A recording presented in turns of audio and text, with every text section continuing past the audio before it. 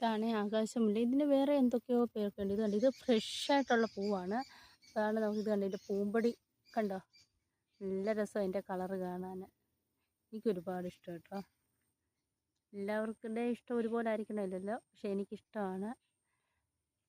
ഇപ്പം ഇത് പണ്ടൊക്കെ നമ്മുടെ വീടുകളിൽ നിന്നിരുന്ന ഒരു ചെടിയാണ്. ഉണ്ട്, ചുമന്ന നക്ഷത്രമുല്ല എന്ന് പറയും ഇതിന്. പിന്നെന്തോ കുറേ പേരുകളുണ്ട്. പിന്നെ ഇതിന് ഒഫീഷ്യലായിട്ട് വേറൊരു പേരുണ്ട്, എന്തോ ഒരു ഞാൻ മറന്നുപോയി പേര് കേട്ടോ.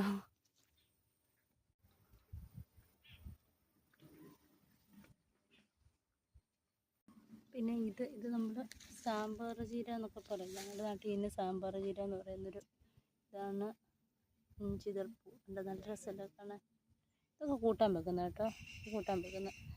പിന്നെ ഇതും ഒരു ചെടിയാണ്. അതിൻ്റെ ഇല കണ്ട വാഴയില പൊന്നിരിക്കുന്നത്. ഇത് ഞാൻ ഫേസ്ബുക്കിൽ കണ്ടായിരുന്നു. ഇത് വേറെ ഏതോ നാട്ടിൽ കൂട്ടാൻ വെക്കുന്നതൊക്കെ പറഞ്ഞുകൊണ്ട്, ഇതിനെപ്പറ്റിയൊന്നും അറിയത്തില്ല. ഇതുണ്ട് ശരി.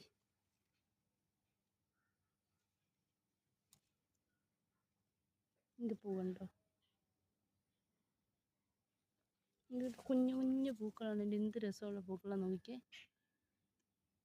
വെള്ളപ്പൂ നോക്കി, കണ്ണേ ഇട്ടാൽ കാണത്തില്ല, പക്ഷെ എന്ത് രസമല്ലേ കാണാൻ.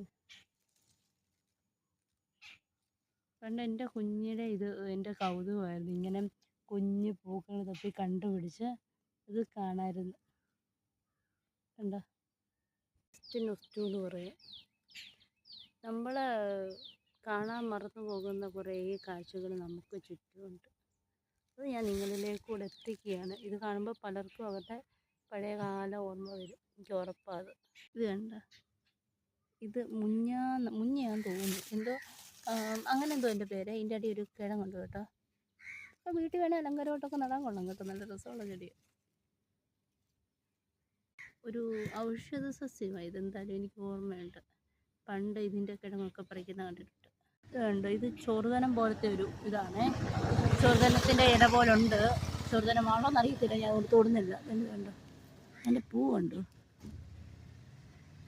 മഞ്ഞ പൂ, കായ കണ്ടു അതിൻ്റെ അടുത്ത്. അല്ലെങ്കിൽ അപകടകാരികളായ ചെടികൾക്ക് പ്രത്യേക സൗന്ദര്യമാണ്. അതിൻ്റെ സൗന്ദര്യം കണ്ട് നമ്മൾ ആകൃഷ്ടരായി അതിനടുത്ത് തിന്നുമ്പോൾ നമുക്കിട്ട് പണി തരുന്നത്. എല്ലാ കാര്യത്തിലും അങ്ങനെ.